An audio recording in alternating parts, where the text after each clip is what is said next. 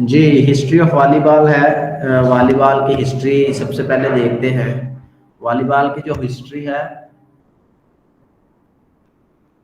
Volleyball की जो history है, वॉलीबॉल का खेल 1895 में विलियम जी मॉर्गन थे, फिजिकल एजुकेशन का डायरेक्टर थे। यंग मैन, YMCA कहा जाता है, यंग मैन क्रिश्चियन एसोसिएशन थी अमेरिका में, हॉलयॉक मैसाचुसेट्स रियासत है। तो वहाँ पर ये एक एसोसिएशन थी YMCA, तो उसके फिजिकल एजुकेशन के डायरेक्टर थे। जो इस खेल की तारीख है वो नहायत ही दिलचस्प है। क्योंकि जी विलियम जी मॉर्गन जो थे वो, हम कह सकते हैं उसको कि एक दरमियाने कद के मालिक थे, उनका कद कोई ज़्यादा बड़ा नहीं था। तो चूँकि ये आप मैंने बताया कि वॉलीबॉल 1895 में इन्वेंट हुई है।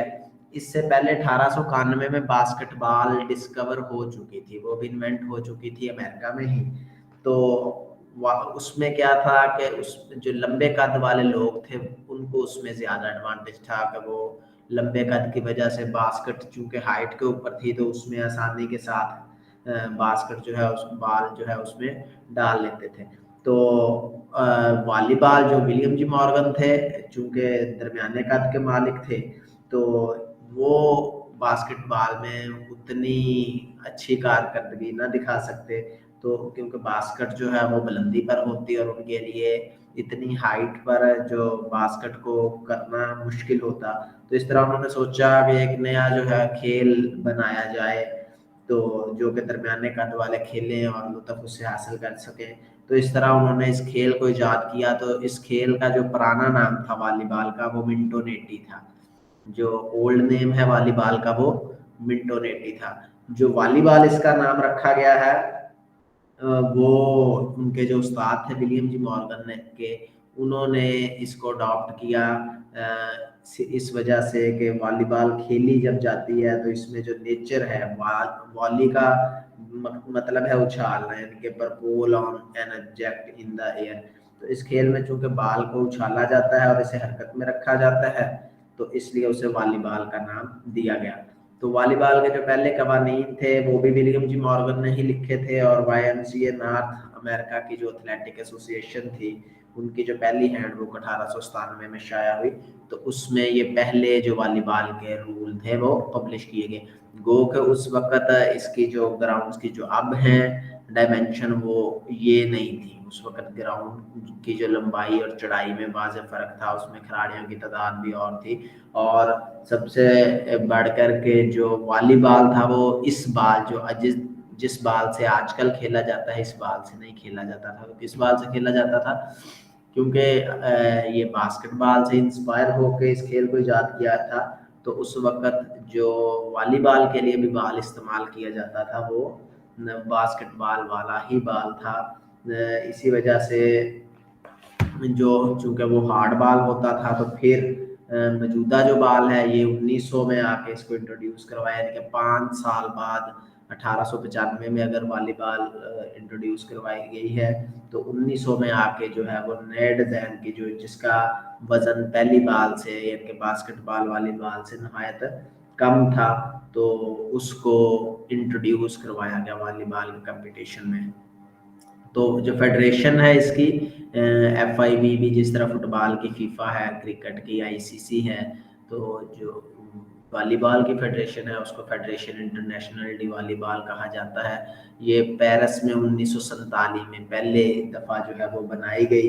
14 ममालिक इसमें ऐसे थे जिन्होंने इस गेम की जो गवर्निंग बॉडी है उसको बनाया, उसका हिस्सा बने। उनमें बेल्जियम है, ब्राज़ील है, चेकोस्लोवाकिया, मिस्र, France, Netherlands, Hungary, Italy, Poland, पुर्तगाल, रोमानिया, यूरुग्वे, USA और यूगोस्लाविया वगैरह शामिल हैं। तो इस तरह चूंकि पेरिस में बनी, तो जो पहले इसके प्रेसिडेंट थे वो भी पेरिस से ही उनका तल्लक था। फ्रेंच जो थे इसके, वो इस बने प्रेसिडेंट, तो मिस्टर लिबार्ड थे। क्योंकि पहले फ्रांस ऐसी तंजीम थी तो वो तो वहीं पर उसके प्रेसिडेंट मुंतखब हुए, और तकरीबन 37 साल तक, यानी कि 1947 से 37 साल तक, 84 तक वो इस गेम के जो प्रेसिडेंट भी रहे हैं। तो उसके बाद 1983 में मेक्सिको के डॉक्टर रुबान अकोस्टा वो दूसरे इसके प्रेसिडेंट बने, और जो पहले प्रेसिडेंट थे मिस्टर लिबार्ड, उनसे उन्होंने ये जो माइक माइक काइंडली ऑफ कर दें, मोहम्मद उस्मान का माइक ऑन।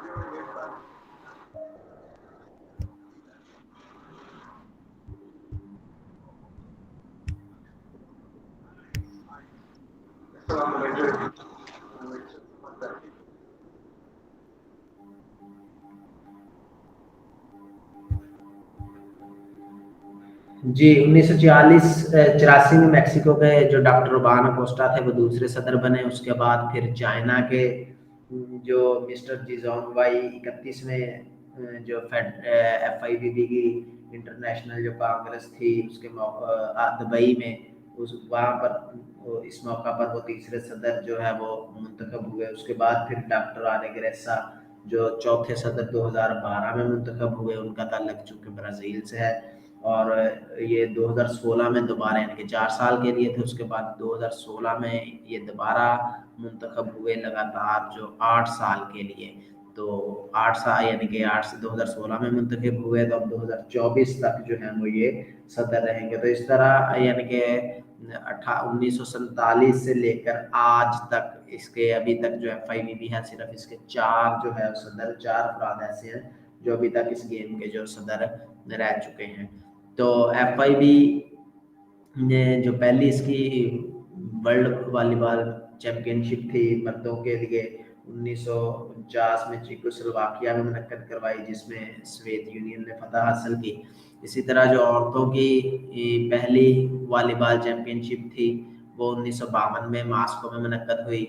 उसमें भी जो सोवियत यूनियन था, यानी कि ये उस वक्त चूँकि रशिया मुख्तलिफ जो रियासतों में तकसीम नहीं हुआ था, तो उस वक्त उसको सोवियत यूनियन USSR भी कहा जाता है।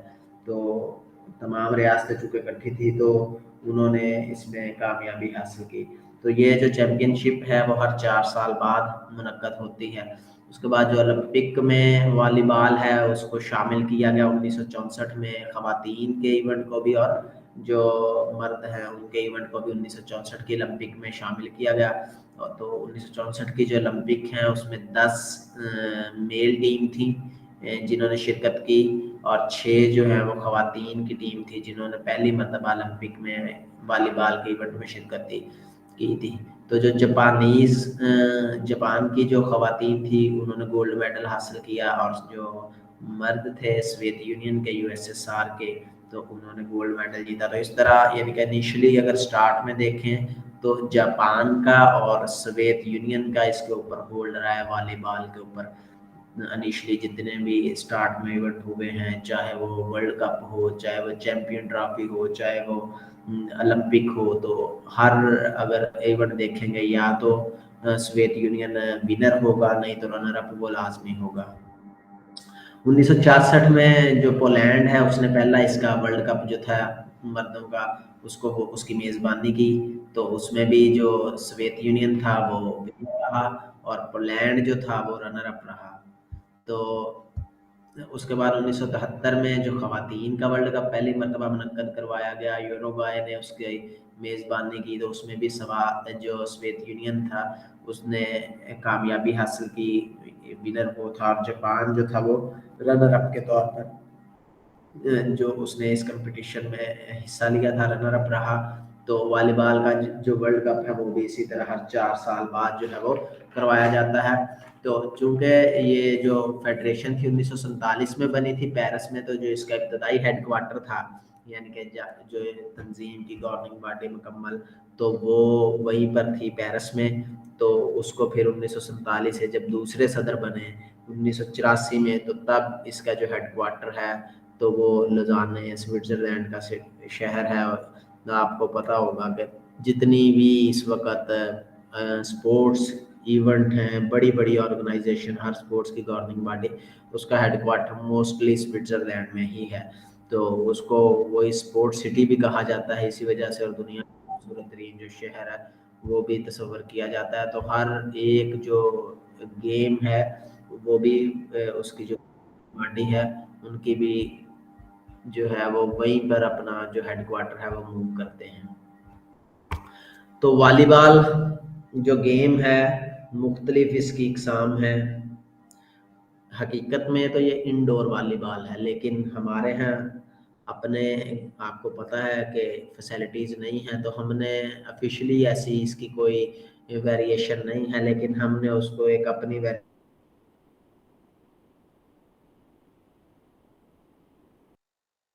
में चले जाएं कॉलेज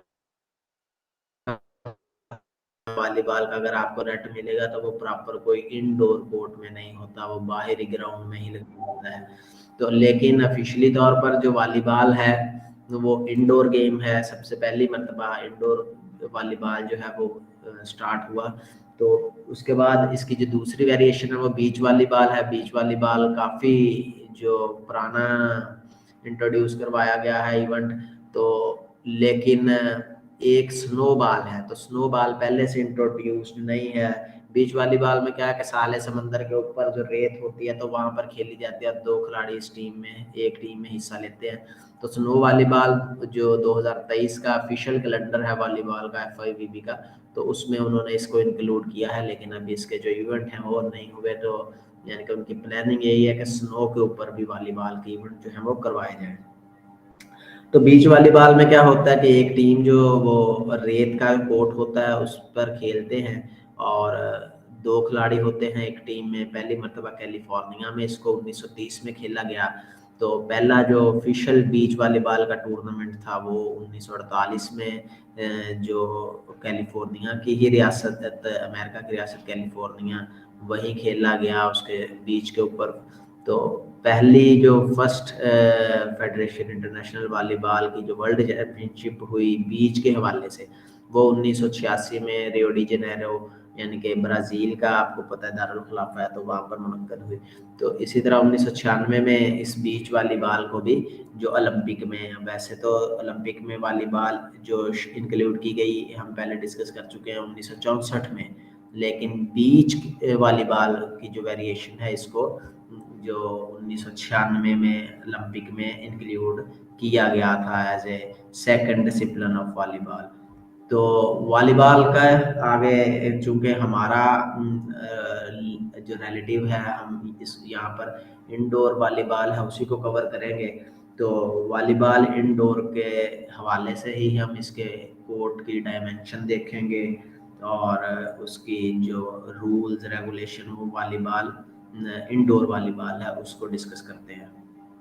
तो स्टार्ट में वॉलीबॉल का जो कोर्ट है ये आपके सामने है, उसका स्केच आपको नज़र आ रहा होगा। तो वॉलीबॉल का कोर्ट आपके सामने है। वॉलीबॉल चूंकि एक इंडोर गेम है, एक जिम्नेजियम में खेली जाती है, जिम्नेजियम में ही इसका सेटअप जो है वो किया जाता है। लेकिन हमारे यहाँ मैंने आपको जैसे बताया ना वसाइल हैं ना स्कूलों के पास। स्कूलों के पास तो क्या बहुत सारी जो यूनिवर्सिटीज़ हैं वहाँ भी ये इंडोर नहीं खेली जाती, वहाँ पर भी ये वॉलीबॉल जो है वो ओपन ही खेली जाती है। तो वॉलीबॉल का खेलने का जो कोर्ट है आपके सामने है, इसमें फरमाइशें जो हैं वो दो तरीके से दी गई हैं। तो लेकिन जो मोस्टली जो ऑफिशियल डायमेंशन है वो कंसीडर की जाती है मीटर्स में।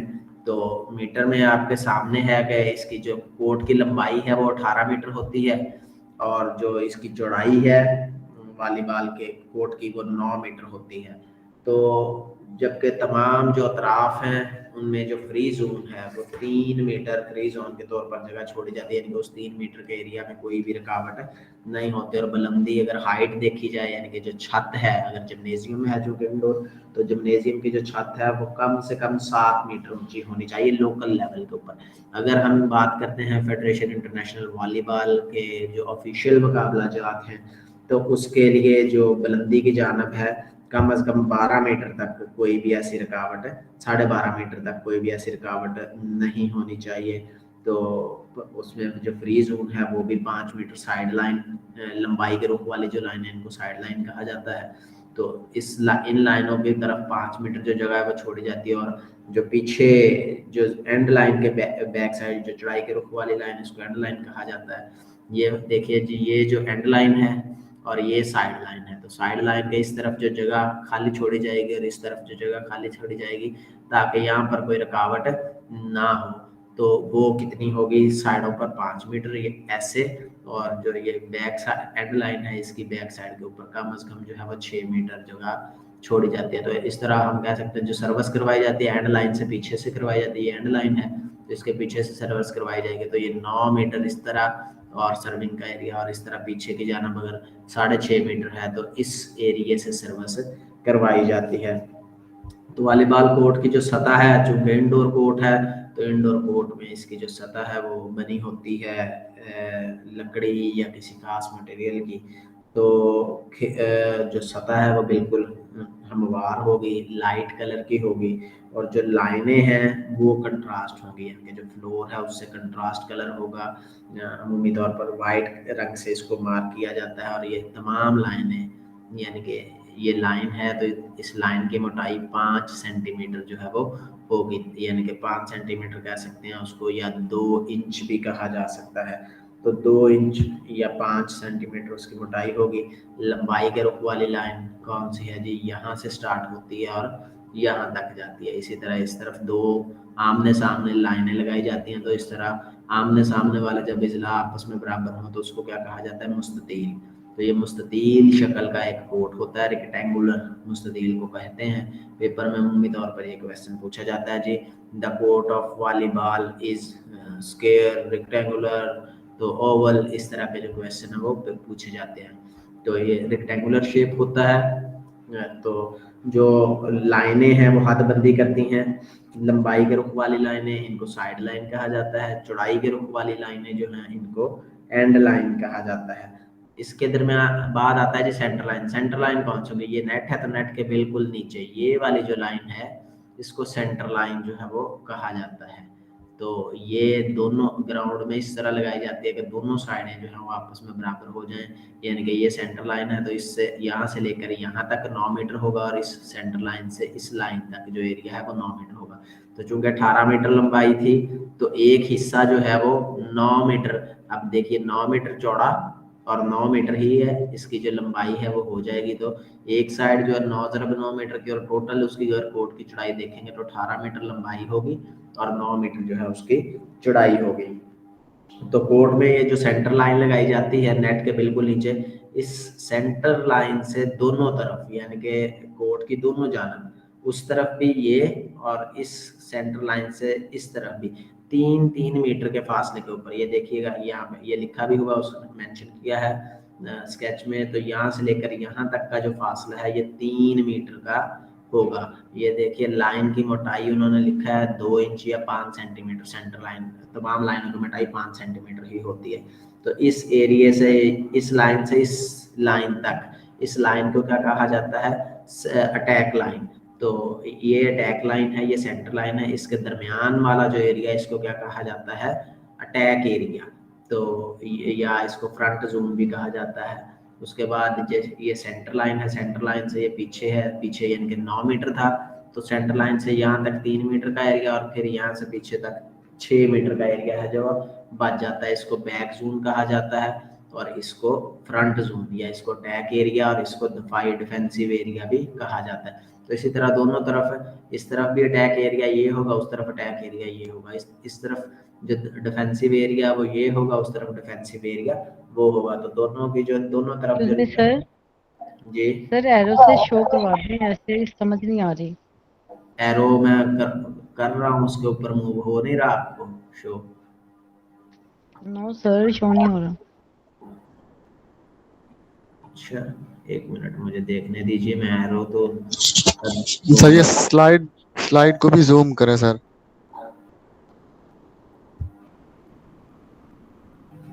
एरो आ रहा है नजर आपको?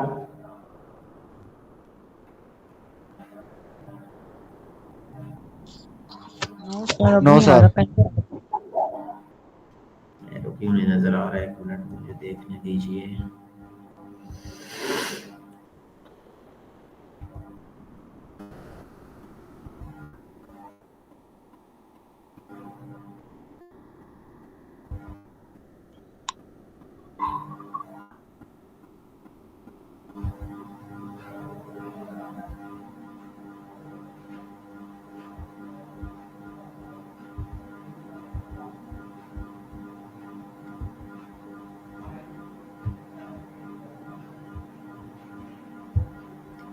सॉरी, एरो का शायद ऑप्शन नहीं है इसमें। मैं चले उसकी जो आगे स्लाइड्स हैं इनको खोलता हूँ, लेकिन वहाँ से आपको समझ नहीं आएगा। यही अगर तस्वीर सामने रखी जाए तो बेहतर है। तो नेट के जो नीचे बिल्कुल लाइन है, उस लाइन को सेंटर लाइन कहा जाता है। पोल लगा हुआ है लाइन के बाहर, उसके पीछे देखिए एरो बना हुआ है 9 मीटर 9 फुट और 10 इंच लिखा है, उसके साथ लिखा है 3 मीटर ब्रैकेट में। तो ये एरिया है। सर ये सर जी स्लाइड को जूम करें, स्लाइड को। मैंने तो फुल उसको बड़ा भी किया हुआ है, जूम तो पूरी स्क्रीन पे सिर्फ स्लाइड ही है।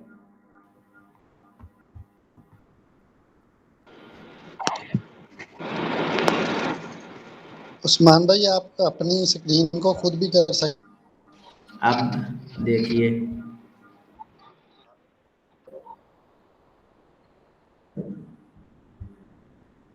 स्क्रीन को तो सर हम खुद भी जूम कर सकते हैं, बट वो एरो अगर शो हो जाता ना, फिर हमें क्लियर हो जाता कि आप किस पॉइंट की बात कर रहे हैं।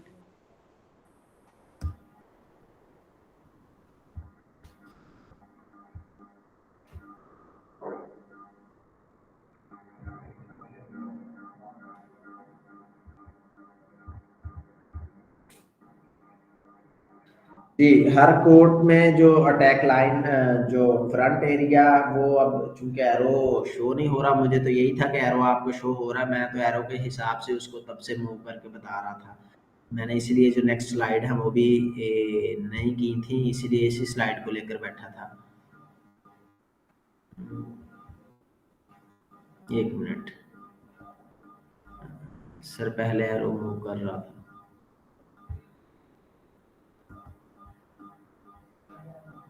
अगर पहले मूव कर रहा था, मैंने कोई सेटिंग नहीं उसमें चेंज की, एरो मूव हो रहा होगा फिर,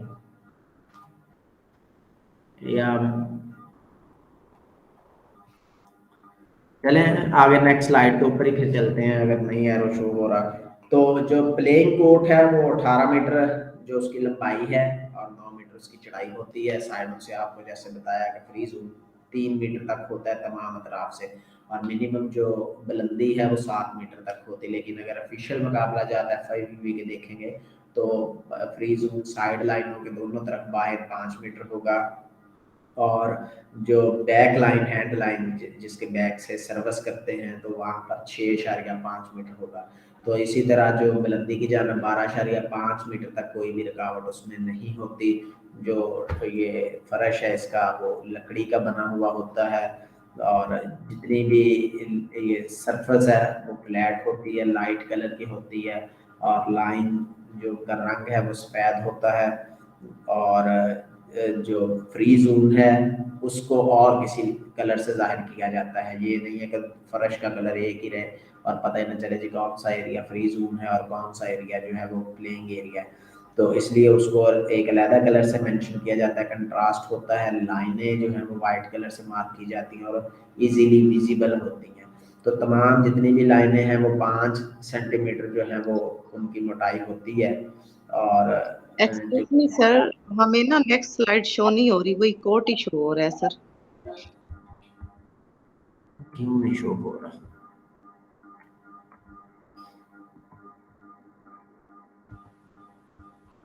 स्क्रीन तो शेयर पे है सर, अब शो हो रहा है। अच्छा,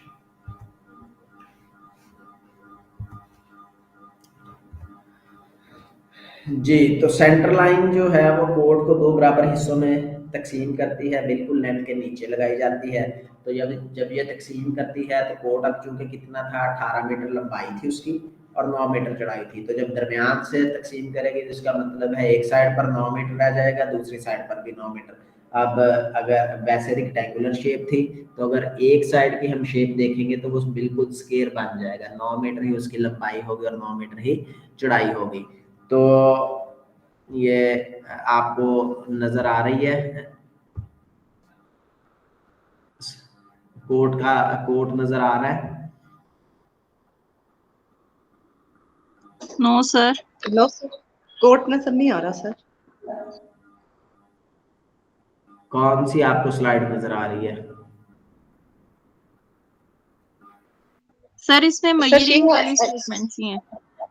extend to the end of the free zone तक है सर, ये यहाँ से स्टार्ट हो रहा है।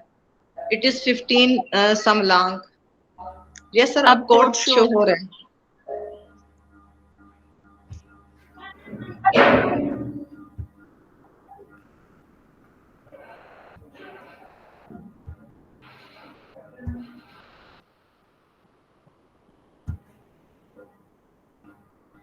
कोड पे एरो नजर आ रहा है आपको? जी यस सर, सर आ अब रहा एरो भी नजर चले ठीक है। तो ये देखिए, ये सेंटर लाइन है जहाँ पर इस वक्त एरो है।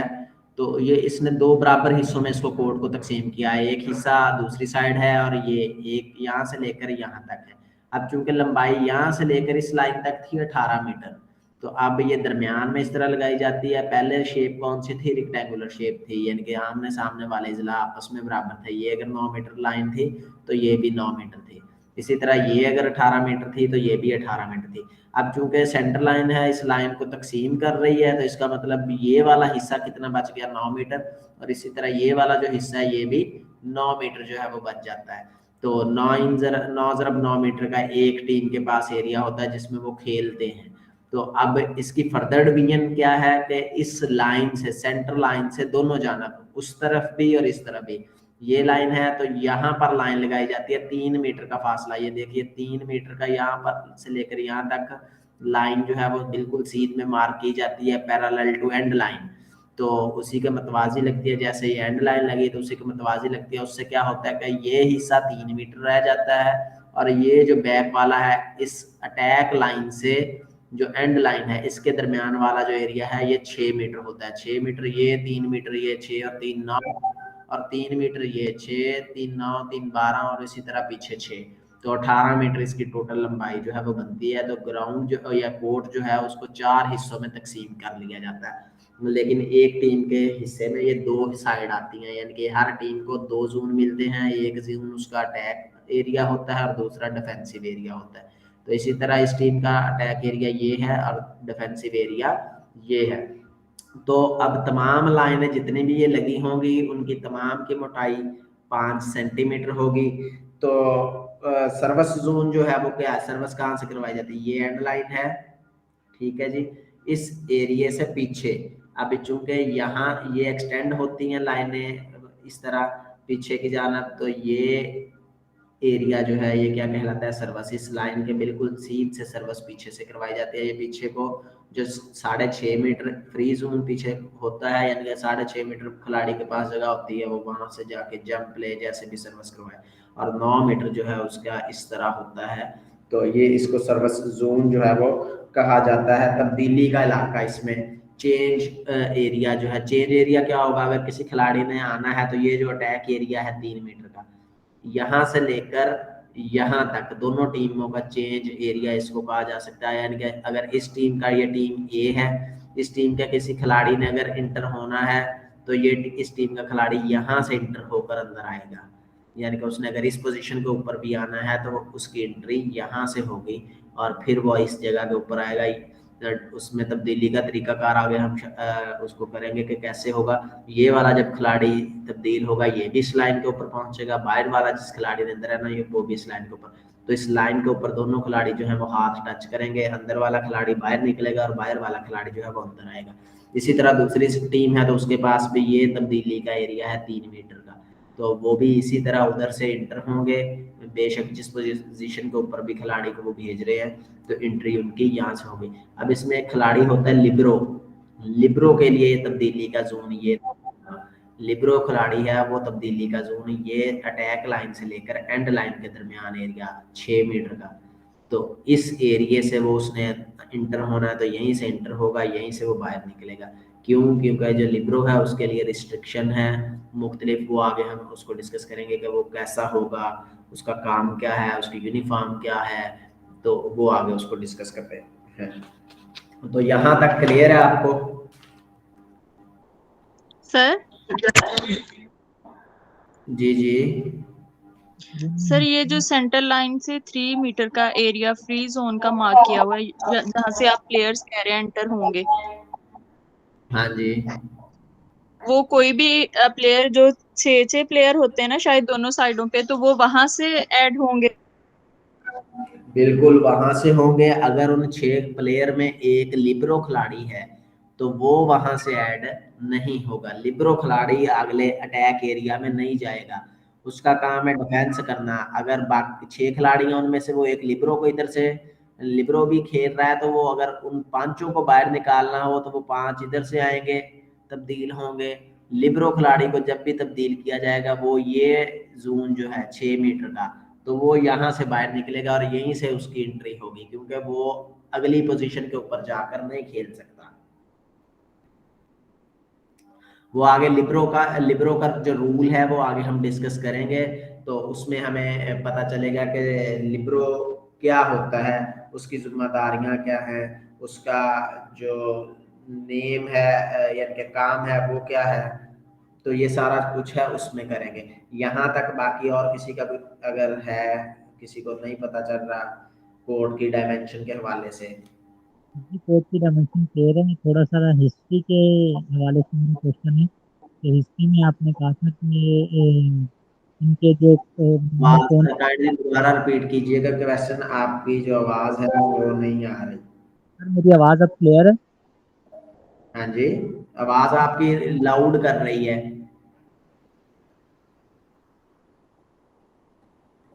मेरी आवाज़ अब क्लियर है? नहीं, आवाज काइंडली, माइक को शायद है इशू। सर मैं चैट बॉक्स में क्वेश्चन थ्रो कर देता हूँ। चले मुझे आप ऐसे कीजिए, हाँ वो मैं उसमें मैसेजेस में मैं देख लूंगा आपका क्वेश्चन।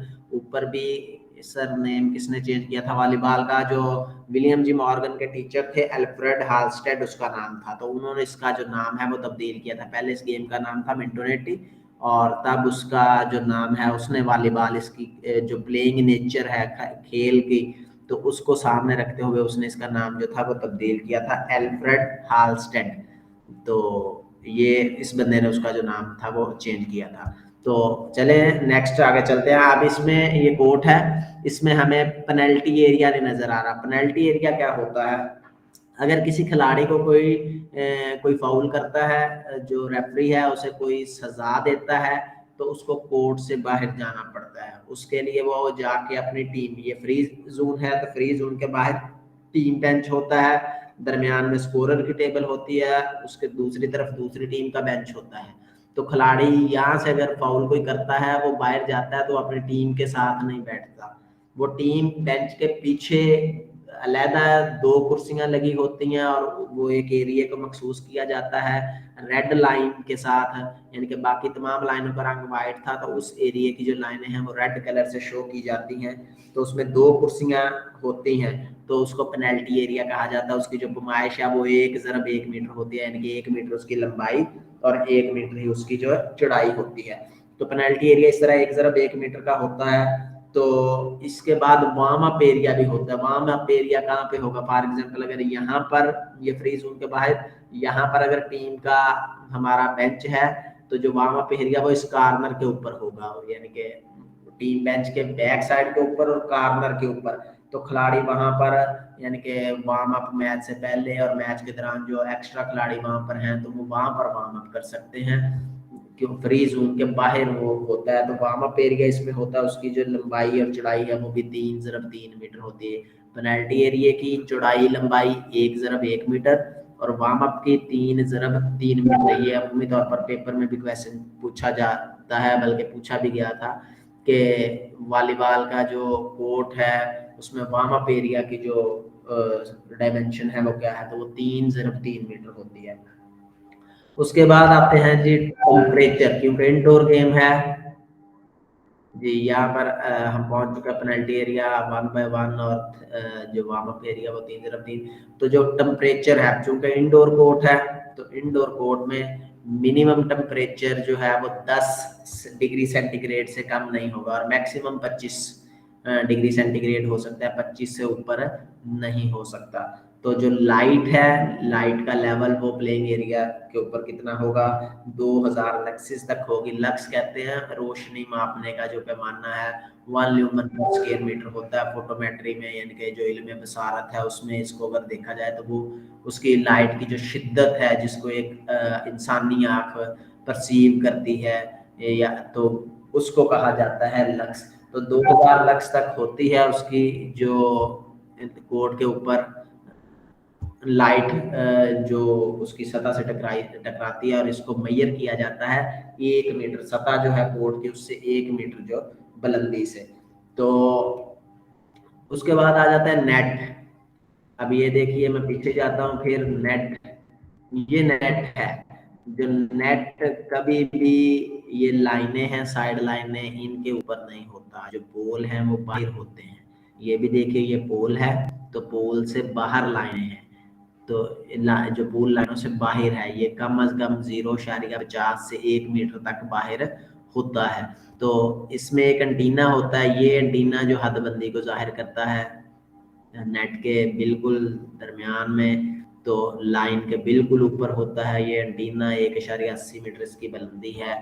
तो जो नेट है इसकी जो हाइट, ऊपर वाला जो किनारा है, मर्दों के लिए 2.43 मीटर और औरतों के लिए इसकी जो ऊंचाई है वो 2.24 मीटर होती है, और 1 मीटर इसकी चढ़ाई होती है। चढ़ाई कौन सी होगी इसकी, यानी कि ये यहाँ से लेकर यहाँ तक जो चढ़ाई है ये 1 मीटर होती है। और 2.43 मीटर कहाँ से हो गई, ये कोड की सतह है, तो इस लाइन से लेकर यहाँ तक जो इसकी ऊंचाई है मर्दों के लिए 2.43 और औरतों के लिए 2.24, और ये जो नेट है वो कितना होगा, 1 मीटर का। तो 10 खाने इस तरह उसमें बने होते हैं, हर खाने का जो साइज है वो 10 मुरब्बा सेंटीमीटर। तो इस तरह जो नेट की लंबाई है वो 9.50 मीटर से 10 मीटर तक होती है। अब चूंकि नेट कोट की चौड़ाई कितनी थी, 9 मीटर, तो ये 9.50 से 10 मीटर यानी कि दोनों तरफ 25 सेंटीमीटर या 50 सेंटीमीटर एक्स्ट्रा ही होगा, लाइनों से बाहर ही होगा। तो उसके बाद फिर आगे पोल होते हैं, लेकिन ये नेट डायरेक्टली पोलों से नहीं बांधा जाता है, ये एंटीना साथ होता है जो अटैच किया जाता है रस्सियों के साथ, फिर उसको पोल के साथ कसा जाता है। तो खानों का जो साइज है वो 10 सेंटीमीटर होता है। इसकी जो ऊपर वाली पट्टी है, ये नेट है, तो ये ऊपर वाली जो पट्टी होगी बिल्कुल, उसको हमारी जबान में तो हम उसको कहते हैं ये वाइट कलर की जो कैनोस की पट्टी उसको कहा जाता है, या नवार की पट्टी कहा जाता है, उससे बनी होती है। और उसकी जो चौड़ाई है वो 7 सेंटीमीटर होती है। उसके दरमियान से रस्सी गुजारी जाती है जो कि इस नेट को बांधने से ऊपर में मदद देती है। इसी तरह जो नीचे वाली है ये पट्टी होगी एक, तो ये पट्टी नीचे वाली जो है ये, तो ये भी उसी तरह उसी की कैनोस की बनी होती है। 5 सेंटीमीटर इसकी जो है वो चौड़ाई होगी। तो इसके अंदर से अमूमी तौर पर वो फाइबर स्टील की वायर या कोई ऐसी रस्सी जिसमें लचक ना हो ताकि बांधने में नेट जो है वो ढीला ना हो, तो वो गुजारी जाती है और उसको नेट के साथ कसा जाता है, बांधने में मदद देती है। इसी तरह साइडों के ऊपर भी यहाँ पर पट्टियाँ होती हैं जो नेट की हदबंदी को जाहिर करती हैं, वो भी सफ़ेद जो पट्टी है उसी से बनी होती हैं और 5 सेंटीमीटर ही उनकी चौड़ाई होती है। और ये जो बैंड है ये बिल्कुल इस लाइन के ऊपर बने होते हैं, उसके दरमियान से ये एंटीना जो है जिसकी लंबाई कितनी है 1.80 मीटर, वो 1.80 मीटर कहाँ से हो गई, ये ऊपर वाला किनारे से लेकर नेट के यहाँ, यानी कि अब नेट की अगर ऊंचाई है नेट जो चौड़ाई 1 मीटर है, तो एंटीना जो है वो 1.80 मीटर का है, तो इसका मतलब 1 मीटर तो वो नेट के अंदर चला जाता है। तो 0.80 सेंटीमीटर उसको 80 सेंटीमीटर उसको कहा जा सकता है, या 0.80 मीटर कहा जा सकता है। तो ये ऊपर होता है, इसके ऊपर टेप या इस तरह कलर्ड मुख्तलिफ तरह की लिपटी होती हैं ताकि आसानी के साथ जो कलर है वो दूर से जज हो सके। ये हदबंदी जाहिर करती हैं। फॉर एग्जांपल इसमें कोई रिस्ट्रिक्शन नहीं है, खिलाड़ी चाहे हाथ से खेले बाल को, अगर वो उसके जिस्म के किसी हिस्से को भी टच कर जाता है वॉलीबॉल तो कोई फाउल नहीं है, खिलाड़ी खेल सकता है, पाँव से भी खेल सकता है, बाहर से जहाँ से मर्जी जाए और खेल सकता है। फॉर एग्जांपल यहाँ पर जाता है तो वो यहाँ से अगर बाल को खेलता है तो बाल अगर यहाँ से मूव करके उस कोर्ट में जाएगा तो वो जो वैलिड नहीं है। बाल का गुजरना जो है वो इस एंटीना, ये एंटीना है और ये एंटीना है, इसके इस हदबंदी से अंदर से गुजर कर जाना जो है वो ज़रूरी है।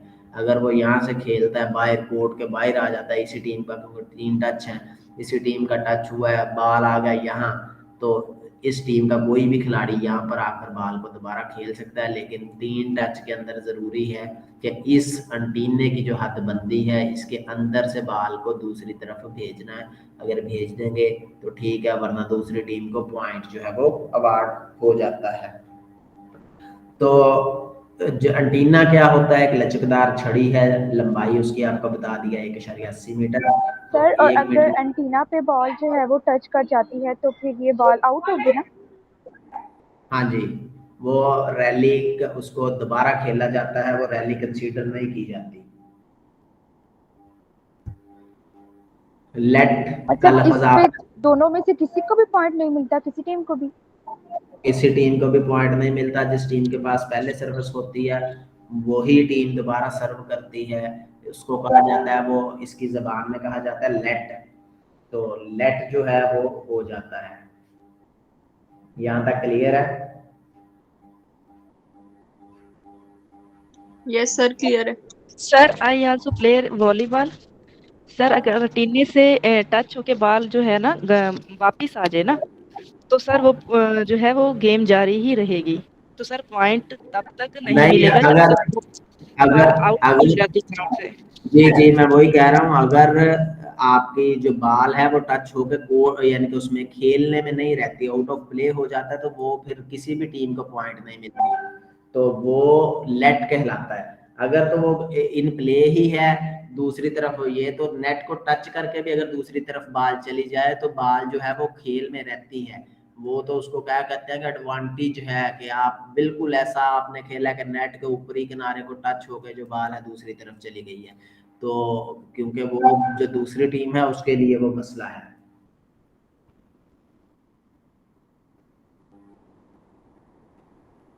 तो आगे है जी वॉलीबॉल का बाल जो है मैं उसके ऊपर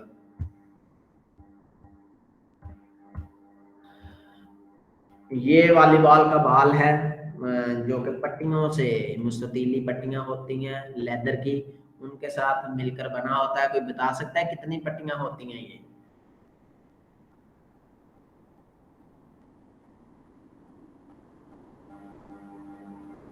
सर 9 होती हैं पट्टियां? नहीं, ये तस्वीर नजर आ रही है 3 3 6 3 9 और भी तो होंगी। 3 पट्टियों को 6 हिस्सों में जोड़ा जाता है। ये एक रुख आपको बाल का नजर आ रहा है, तो इसी तरह दूसरा रुख भी होगा। तो 18 जो है वो पट्टियां होती हैं टोटल। तो आगे ये देखिए, ये बाल है, इसमें आपको नजर आ रही होगी इसी तरह 3 पट्टियां, इस तरह 3 इस तरह 3 इस तरह, उसी तरह 3 उसकी बैक साइड के ऊपर 3 इस तरफ और 3 इस तरफ से। तो 6 पैनल बनते हैं मुस्ततीली पट्टियों के। इसके अंदर रबड़ का ब्लैडर होता है जिसमें हवा भरने के लिए हम वाल को इस्तेमाल जो है वो करते हैं। तो इसका जो डायामीटर है, डायामीटर को किसको कहते हैं कि यहाँ से लेकर, मैं पिछली स्लाइड के ऊपर जाता हूँ, डायामीटर होगा यहाँ से, अगर ये कोना है तो यहाँ से लेकर यहाँ तक का जो एरिया है इसको डायामीटर कहा जाएगा। अगर हम कहते हैं मुहीत, सरकमफ्रेंस, तो वो क्या होगा कि यहाँ पर फीता रखा जाए और इसको पूरा ऊपर से घुमाया जाए तो उसको क्या कहा जाएगा? सरकमफ्रेंस। तो ये जो है वो डायमीटर है कितना, 8.15 इंच जो है, या उसको कहा जाता है सेंटीमीटर में अगर हम कहते हैं तो 20.7 से 21.3 सेंटीमीटर होता है। और अगर सरकमफ्रेंस पे आते हैं कि फीता एक किनारे के ऊपर रखा और हमने उसको पूरा ऊपर से घुमाया, तो फिर 65 से 67 सेंटीमीटर। अगर इंचेस में उसकी बात करते हैं तो 22.59 इंच से लेकर 26.34 इंच तक वो हो सकता है। और अगर सेंटीमीटर में कहते हैं तो वो 65 से 67 सेंटीमीटर हो सकता है। जी कौन ज्वाइन कर रहा है? ओके। तो हवा का इसमें जो प्रेशर, जो मास, अब मैंने लफ्ज लिखा मैस, ये हम अमूमी तौर पर जो इसको कंसिडर करते हैं वेट ऑफ वॉलीबॉल, तो वेट नहीं होता। वेट की अगर आप डेफिनेशन पढ़ेंगे तो उसमें वो ग्रेविटेशनल पुल जो उसके ऊपर अफेक्ट हो रही है वो तब्दील होती रहती है। तो जो असल वर्ड है वो बायोमैकेनिक्स में हम उसको कवर करेंगे, क्या फ़र्क है इसमें। तो जो मैस लफ्ज़ है, मैस ऑफ वॉलीबॉल होगा बिटवीन 260 से 280 ग्राम, और इसकी 80 ग्राम अब मैंने कह दिया साथ, चूँकि ग्राम हमारे यहाँ आपको मानना ही ये है। वैसे जो मैस है उसको किया जाता है न्यूटन में। तो एयर प्रेशर जो है, हवा का दबाव जो इसमें होता है ब्लैडर के अंदर, इसके अंदर ये जो बॉल है इसके अंदर रबड़ का ब्लैडर होता है, तो हवा का जो प्रेशर है वो 0.30 से लेकर 0.32 किलोग्राम मरबा सेंटीमीटर, या उसको हम अगर PSI में कहेंगे तो 4.26 से 4.61। और तो ये उसके इतना जो हवा का जो दबाव है वो उसके अंदर होना चाहिए। वॉलीबॉल जो है वह सफ़ेद शक्ल की होती है और 18 रेक्टेंगुलर पैनल जो है वो इससे बनी होती हैं, जेन्युइन लेदर की। और ऑफिशियल जो मुकाबला जात हैं वॉलीबॉल के उसमें 5 बॉल्स इस्तेमाल की जा सकती हैं जो अप्रूव्ड होनी चाहिए, यानी कि वो तमाम जो कवानीन है वॉलीबॉल के जो बॉल के मतलब उसके मुताबिक अगर वो पूरा उतरती है उसके ऊपर, तो फिर वो बॉल जो है वो इस्तेमाल हो सकती है। तो ये जो पैनल है ये तो 3 जो है उसको 6 आइडेंटिकल सेक्शन है, एक सेक्शन में 3 पैनल होते हैं, तो इस तरह उनको आपस में जोड़ा जाता है। जो अंदर हवा है ब्लेंडर वो रबड़ का होता है और वाल्व के ज़रिए जो है वो उसमें हवा भरी जाती है। इंडोर जो वॉलीबॉल है वो वाइट कलर का या ब्राइट येलो कलर का जो अमूमी तौर पर होता है। तो आगे हैं इसके मुख्तलिफ रूल, यहाँ तक वॉलीबॉल की थी डायमेंशन, उसमें हमने नेट की भी कर ली, उसमें हमने बॉल की भी कर ली, कोर्ट की भी कर ली।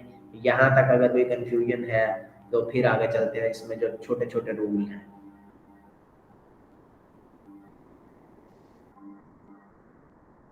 तो सबसे पहले जो रूल है टीम एंड इक्विपमेंट के, एक जो खिलाड़ी है उसके वो कितने खिलाड़ियों पर एक टीम मुश्तमिल होगी और उनके पास उनका जो सामान है वो कौन कौन सा होगा। तो एक जो टीम है वो 12 खिलाड़ियों के ऊपर मुश्तमिल होती है और उनके साथ कोचिंग स्टाफ होता है जिसमें एक कोच और 2 जो असिस्टेंट कोच हो सकते हैं, मेडिकल के स्टाफ हो सकता है, उसमें एक फिजियोथेरापिस्ट हो सकता है और एक मेडिकल डॉक्टर, यानी कि इस तरह 16 से 17 रुकनी जो टीम है ये पूरी वो होती है वॉलीबॉल की, जिनमें से 12 खिलाड़ी होते हैं। उन 12 खिलाड़ियों में से 2 जो है हम उसको बतौर लिबरो भी नामजद करते हैं।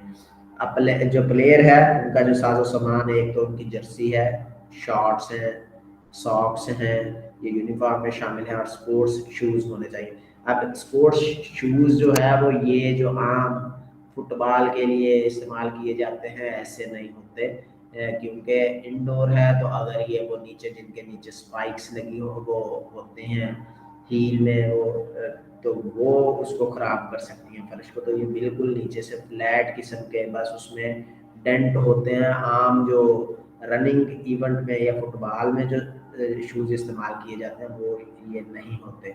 तो जो प्लेयर की जो यूनिफॉर्म है, शर्ट है, उसके ऊपर नंबर लगे होते हैं 1 से लेकर 20 के दरमियान तक।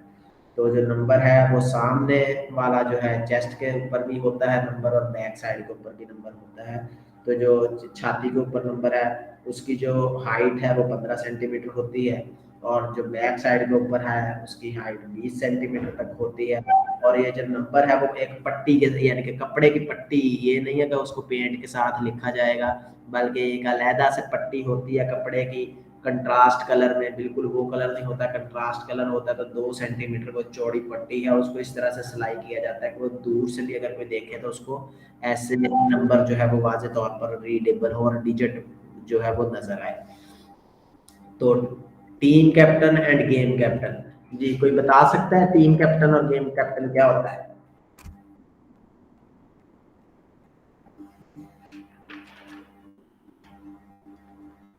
टीम कप्तान और गेम कप्तान में क्या फर्क है? आवाज आ रही है? जी सर आवाज आ रही है। जी, टीम कप्तान और गेम कप्तान में क्या फर्क है? जी सर, जो टीम कप्तान होता है वो ओवरऑल पूरी टीम का कप्तान होता है और जो एक सेट का होता है, वो दूसरा होता है, ठीक एक है। गेम का कैप्टन। अच्छा क्वेश्चन है, what is the purpose of antenna, पूछा है इकरा मुकीम ने।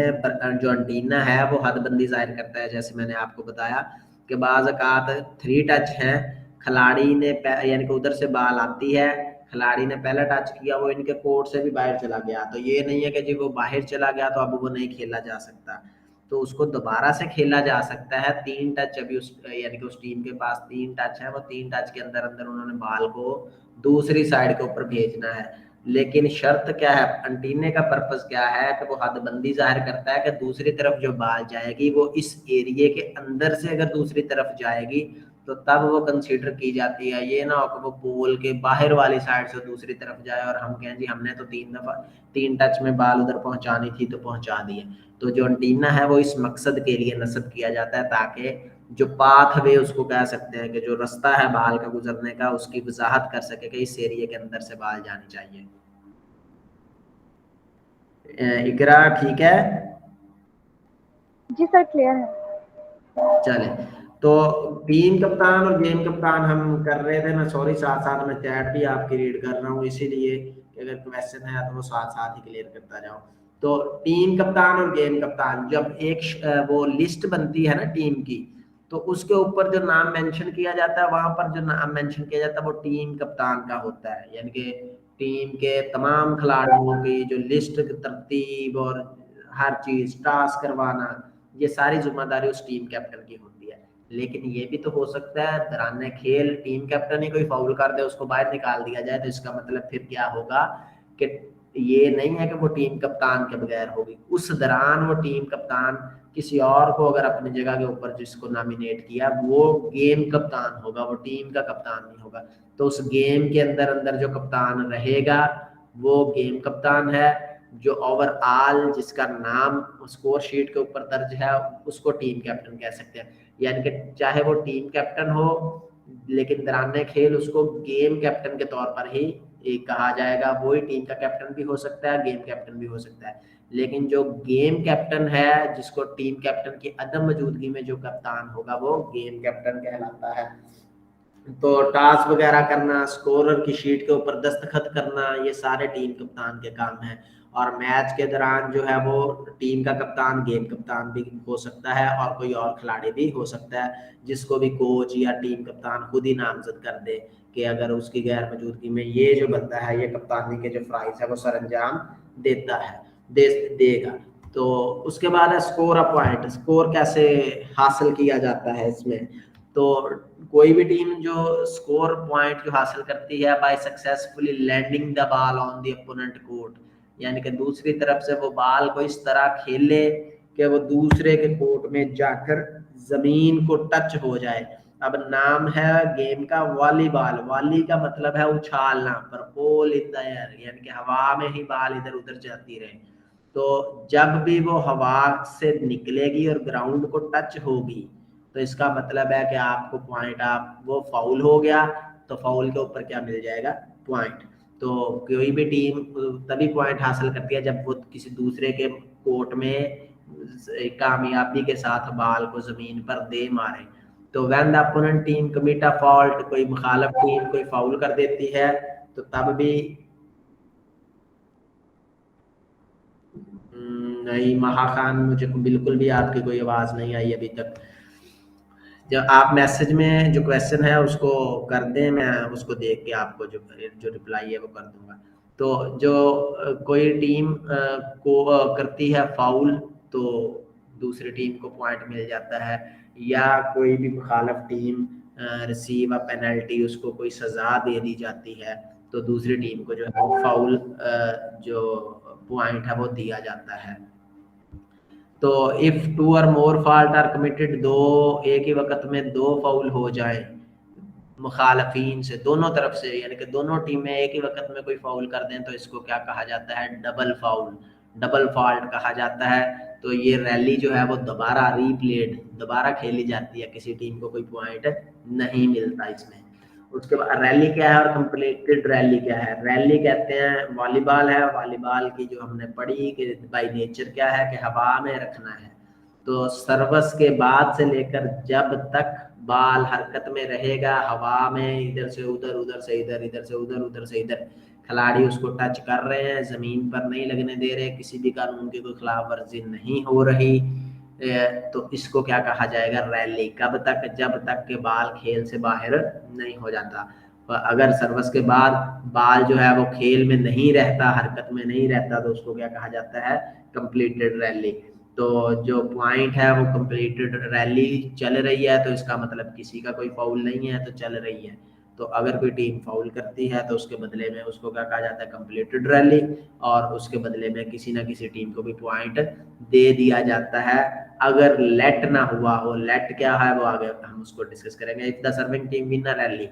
अब यहाँ पर कंफ्यूजन होती है, बैडमिंटन में थोड़ा सा चेंज है, इसमें और है। तो यहाँ पे क्या है कि अगर जो सर्विस करने वाली टीम है वही जीत जाती है रैली, यानी कि पॉइंट फिर किसको मिलेगा, जिस टीम ने रैली जीती है, और सर्विस किसको मिलेगी, दोबारा उसी को जिसने ये पॉइंट जीता है, जिस टीम ने, अगर उसने पहले भी उसी ने सर्विस की थी तो अब सर्विस दोबारा वही टीम करवाएगी। वो 1 कर ले, वो 2 पॉइंट कर ले, वो 3 कर ले, सर्विस उसी के पास ही रहेगी जब तक के मुखालिफ टीम पॉइंट ना हासिल करे। अगर रिसीविंग टीम है, यानी कि सर्विस मैंने करवाई थी, मेरी मुखालिफ टीम ने पॉइंट जीत लिया है, तो जो उस टीम को पॉइंट भी मिलेगा और जो सर्विस भी मिलेगी। लेकिन सर्विस से पहले क्या शर्त है कि वो टीम रोटेट करेगी, रोटेट करेगी तो फिर उसके बाद वो सर्विस करवा सकती है।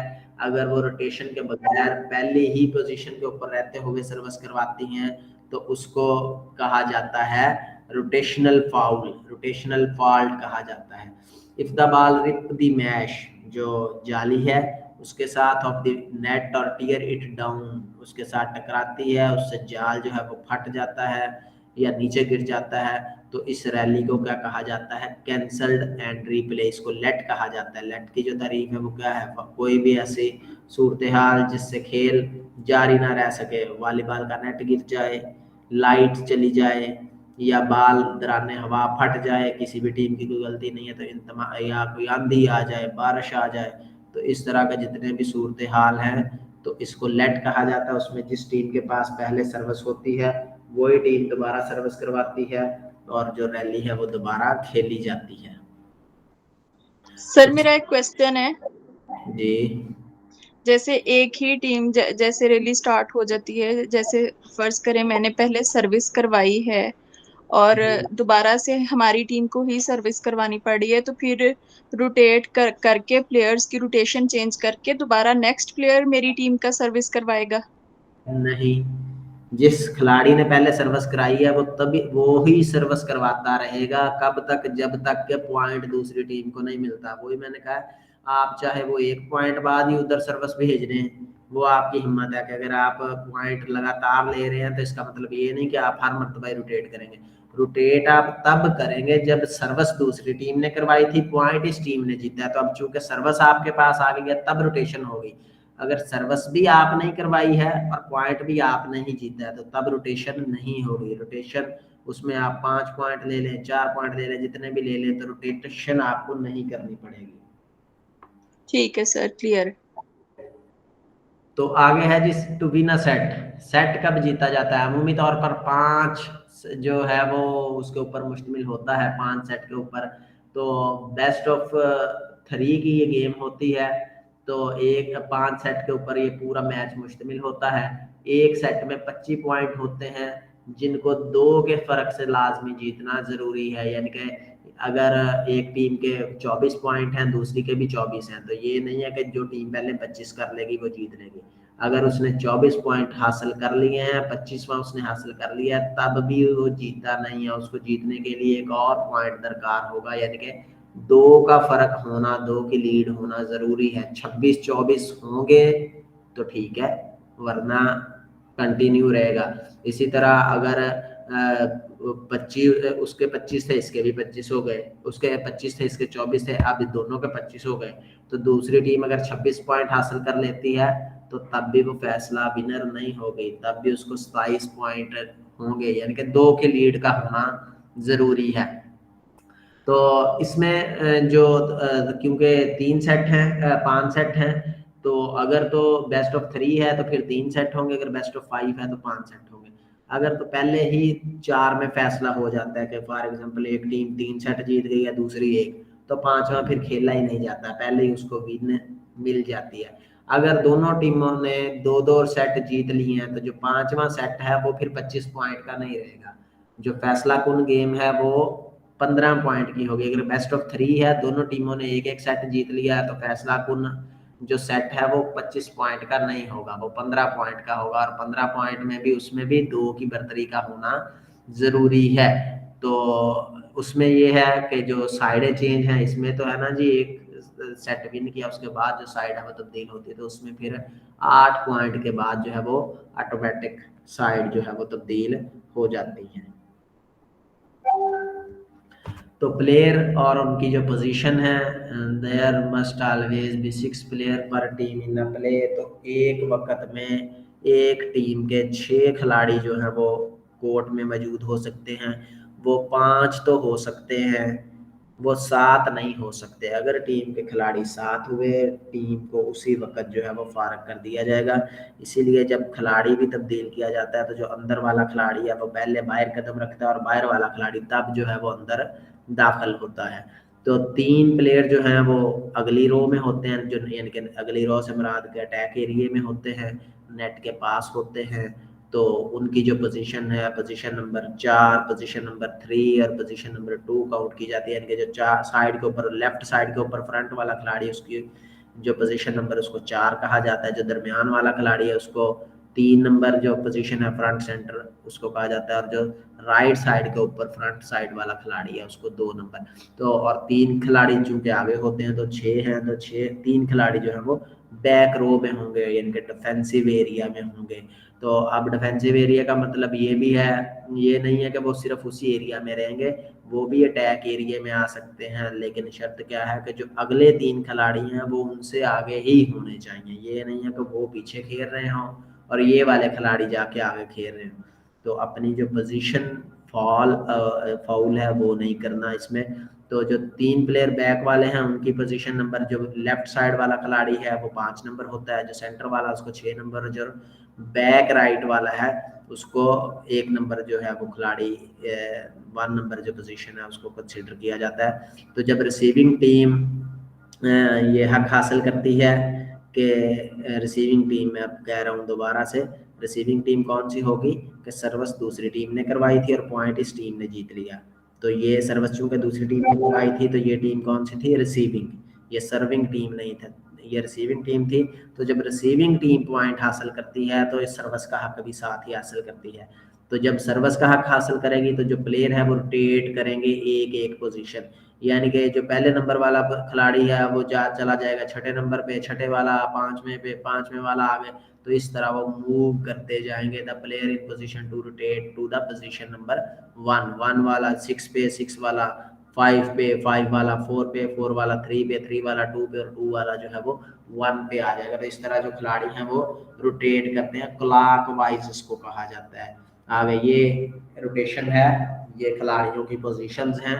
तो इस तरह जो खिलाड़ी रोटेट करते हैं, जो सर्विस का राइट है वो किसके पास है, नंबर 1 वाले के पास। जब उधर से जब नंबर 1 सर्विस करवा रहा है, पॉइंट भी यही हासिल कर रहा है, खिलाड़ियों की पोजीशन यहीं पे रहेगी, हर खिलाड़ी अपनी अपनी जगह के ऊपर रहेगा और यही खिलाड़ी सर्विस करवाता रहेगा। चाहे वो 1 पॉइंट ले, चाहे वो 2 कर ले, 3 जीत ले, 4 जीत ले, 5 जीत ले, जब तक सर्विस दूसरी साइड पर नहीं जाएगी तब तक पोजीशन यही रहेगी। अब फॉर एग्जांपल एक ने सर्विस करवाई थी, दूसरी टीम ने जीत लिया, तो इनकी रोटेशन नहीं होगी, ये इसी जगह पर खड़े रहेंगे। बाल जो सर्विस है उनके पास गई है तो वो टीम रोटेशन करेगी। ये टीम कब रोटेशन करेगी, जब दोबारा से वो टीम सर्विस करवाए, पॉइंट ये टीम जीते, तो तब 1 वाला 6 नंबर पे चला जाएगा, 6 वाला 5 पे, 5 वाला 4 पे, 4 वाला 3 पे, 3 वाला 2 पे, 2 वाला 1 के ऊपर आके फिर सर्विस करवाएगा। तो इस तरह इनकी जो रोटेशन है वो होती रहती है। और अमूमी तौर पर ये रोटेशन फॉल्ट जो है हम अपने कॉलेजेस में, स्कूल में इसको इग्नोर करते हैं, हम नहीं करवाते। तो जो टेक्निकल मार है, हम अगर टीम भी लेकर जाते हैं ना तो हम वहाँ भी उनसे पहले ये तय करते हैं जी ठीक है हम मैच खेलने आए हैं लेकिन हम सर्विस रोटेशन का ख्याल नहीं करेंगे, आप रोटेशन का बस रूल है इसको साइड लाइन कर दें, बाकी जो खिलाड़ी है अच्छा खेलेगा वो। तो अगर आप स्टैंडर्ड के जो टूर्नामेंट हैं यूनिवर्सिटीज़ के, तो उसमें मार जो खाते हैं वो इस वजह से खाते हैं कि हमारे जो खिलाड़ी हैं उन्हें रोटेट करना नहीं आता कि कब रोटेशन करनी है, तो रोटेशनल फॉल्ट की वजह से दूसरी टीम को पॉइंट मिलते रहते हैं। तो टीम हिट्स है कि एक टीम कितनी मरतबा टच कर सकती है, तो एक टीम मैक्सिमम 3 मरतबा जो टच कर सकती है, इसमें ब्लॉकिंग शामिल है, यानी कि दोनों टीमें हैं, ये देखिए 2 नंबर 3 नंबर 4 नंबर ये खिलाड़ी खड़े हैं नेट के पास, उधर से दूसरी टीम ने स्मैश की, इन्होंने जंप लिया, नेट के ऊपर बाल को रोकने की कोशिश की, इनके हाथ को टच हो गई लेकिन बाल दूसरी तरफ नहीं गई, पीछे आ गई या हवा में ऊपर बुलंद हो गई, तो ये वाला टच काउंट नहीं होगा जो उन्होंने ब्लॉकिंग की खातर किया। उसके बाद 3 टच इस टीम के पास है कि वो 3 टच में बाल को दूसरी तरफ भेज सकते हैं। तो if more are used the team commits the fault of 4 hit, यानी कि अगर 3 टच से ज्यादा चौथी मरतबा टच करती है इससे पहले के बाल उधर नहीं गया तो फिर फाउल है। जैसे ही 4 हिट होगी दूसरी टीम को पॉइंट भी मिलेगा, अगर सर्विस आपके पास थी तो सर्विस भी उन्हें मिलेगी, अगर सर्विस उन्हें मिलेगी तो फिर उन्हें रोटेशन भी करना पड़ेगी। तो अ प्लेयर में not hit the ball 2 time consecutively, कि एक खिलाड़ी है फॉर एग्जांपल ये 3 नंबर खिलाड़ी है, पहले इसने टच किया तो नेट को टकराई है बाल, दोबारा इसी के पास आ रही है, ये नहीं टच कर सकता, या बाल हवा में है दोबारा ये टच नहीं कर सकता। कब तक? जब तक के 2 नंबर 4 5 6 1 इनमें से कोई खिलाड़ी बाल को टच ना करे, यानी कि एक खिलाड़ी लगातार बाल को 2 दफा टच नहीं कर सकता। तो बाल में touch any part of the body, ये नहीं है जी बस हाथ जो पोजीशन है हम उसी के साथ ही खेलेंगे, जिस्म के किसी भी हिस्से से, चाहे आप सर को आपको उसके साथ करना पड़े, चाहे आपको इसके जो पाँव लगाना पड़े, आप जिस्म के किसी भी हिस्से से बाल को खेल सकते हैं। बाल को पकड़ा नहीं जाएगा और फेंका नहीं जाएगा। It can rebound in any direction, यानी कि आता हुआ बाल ही आप इसको सिर्फ उछालना है, जिस मर्जी सिमत में उछालें, लेकिन इसको पकड़ कर थ्रो नहीं किया जाएगा। तो बाल नेट को क्रॉस करते हुए इसको नेट को अगर टच करती है तो उसमें का कोई फाउल नहीं है, बाल टच कर सकती है। Contact with the net by a player between the antenna during the action of playing ball is a fault, यानी कि बाल खेलते हुए अगर खिलाड़ी नेट एंटीना उसको टच कर जाता है नेट को, तो तब वो क्या है? फॉल्ट है, फाउल है। तो इससे क्या होगा? दूसरी टीम को पॉइंट मिल जाएगा, और सर्विस अगर उनके पास थी तो उनके पास ही रहेगी, आपके पास थी तो सर्विस भी उन्हें जाएगी। तो सर्विस क्या है? सर्विस खेल का आगाज, जिस तरह वॉलीबॉल है उसका, फुटबॉल है उसका दरमियान से किक ऑफ से है, सेंटर पास या हॉकी का, तो इसी तरह जो वॉलीबॉल खेल का आगाज है वो सर्विस से किया जाता है। सर्विस क्या है? Act of putting the ball into play by the back right player. Back right player कौन से थे? 1 नंबर 6 नंबर 5, तो 1 नंबर वाला खिलाड़ी placed in the service zone, वो सर्विस जोन में जाएगा। ये सर्विस जोन में आपको इसी में दिखा देता हूँ, ये फॉर एग्जांपल जो ब्लू कलर का आपको एरिया नजर आ रहा है ना, ब्लू कलर का जो एरिया है ये आपका सर्विस जोन है। अगर आप यहाँ से सर्विस करवाते हैं आप तब तक कोर्ट के अंदर अपनी पोजीशन पर नहीं जा सकते जब तक कि आपका सर्विस किया हुआ बॉल नेट को क्रॉस करके दूसरी तरफ ना चला जाए। तो अगर बॉल अभी हवा में है, नेट को उसने क्रॉस नहीं किया, आप पहले ही कोर्ट के अंदर दाखिल हो गए हैं, तो ये आपका सर्विस फाउल है, दूसरी टीम को पॉइंट भी मिलेगा और सर्विस भी। और सर्विस करते हुए आप इस लाइन को टच नहीं कर सकते, लाइन से पीछे रहकर आपने सर्विस करनी है, यानी सर्विस जोन में खड़े होकर सर्विस करनी है। एंड लाइन क्या है? बाउंड्री है, उस बाउंड्री को आप टच नहीं कर सकते। The first service of the first set as well as that of deciding fifth set is executed by the team determined by the toss। तो जो टॉस के जरिए जो फैसला किया जाता है, पहले तो जो टॉस किया जाता है, तो टॉस करना जो खिलाड़ी है कप्तान उसकी मर्जी होती है, वो या साइड ले ले या सर्विस ले ले। अगर वो कहता है जी मैंने सर्विस लेनी है, तो फिर वो कब सर्विस करवाएगा? 5वें सेट में जाकर। फिर दूसरे सेट में सर्विस कौन करवाएगा? वो जिसने पहले सर्विस नहीं की। तो एक टीम के पास इख्तियार है कि वो साइड ले, दूसरी टीम के पास इख्तियार है कि वो सर्विस ले। तो एक साइड में एक सर्विस लेगी। तो जो सर्विस है वो यानी कि रेफरी जैसे ही विसल बजाता है सर्विस के लिए, रेफरी की विसल से पहले आप सर्विस नहीं करवा सकते। अगर रेफरी ने अभी विसल नहीं की, आपने पहले ही सर्विस करवा दी है तो ये फाउल है। तो अगर रेफरी विसल कर देता है 8 सेकंड के अंदर ज़रूरी है कि आपने सर्विस करवानी है। अगर आप 8 सेकंड से ज़्यादा देर लगाते हैं तो इसका मतलब क्या है, फाउल है। तो 8 सेकंड से ज़्यादा देर भी आप नहीं लगाएंगे, 8 सेकंड के अंदर अंदर सर्विस करवानी। और स्क्रीनिंग नहीं कर सकते, स्क्रीनिंग कहते हैं छुपाना, यानी कि सर्विस करते हुए वाजे होना चाहिए, हवा में बाल को उछालना ज़रूरी है, यानी कि दूसरी टीम वाजे तौर पर देख सके कि बंदा जो सर्विस कर रहा है उसके हाथ में बाल की पोजीशन। ये नहीं है कि जो अगली रो वाले खिलाड़ी हैं वो इस तरह इकट्ठे खड़े हो जाएंगे, दूसरी तरफ की जो खिलाड़ी हैं उनको बाल ही नजर ना आए, तो स्क्रीनिंग फाउल है। इसमें टाइम आउट की इस्तेलाह इस्तेमाल की जाती है। तो हर टीम जो है वो 2 टाइम आउट एक सेट के अंदर ले सकती है, और 6 जो सब्स्टिट्यूशन है, एक यानी कि 6 तब्दीलियां खिलाड़ियों की वो कर सकती है एक सेट के अंदर। तो ऑल रिक्वेस्टेड टाइम आउट जो खुद लिए जाते हैं, 2 तरह के टाइम आउट हैं, एक है आम टाइम आउट है और एक टेक्निकल टाइम आउट है। आम टाइम आउट कप्तान या कोच की मर्जी से लिया जाता है, जब वो चाहें तभी मिलेगा। तो रिक्वेस्टेड टाइम आउट जो है वो 30 सेकंड के होते हैं। During all time out player in play must go to the free near zone near their bench. वो अपनी उसके जो टीम बेंच है उसके अंदर जो फ्री जोन है, यही ब्लू कलर वाला एरिया, यहाँ तक वो आ सकते हैं और अपने जो कोच है उसके साथ डिस्कशन कर सकते हैं। दूसरा इसमें क्या होता है, टेक्निकल टाइम आउट होता है। टेक्निकल टाइम आउट क्या होगा कि जब किसी टीम के पॉइंट जो हैं वो 8 पर हो जाएं, यानी कि जिस भी टीम के पॉइंट पहले 8 हो जाएं या 16 हो जाएं, तो उस वक्त automatic time out, technical time out जो है वो दे दिया जाता है। उस टीम को 60 सेकंड का होता है।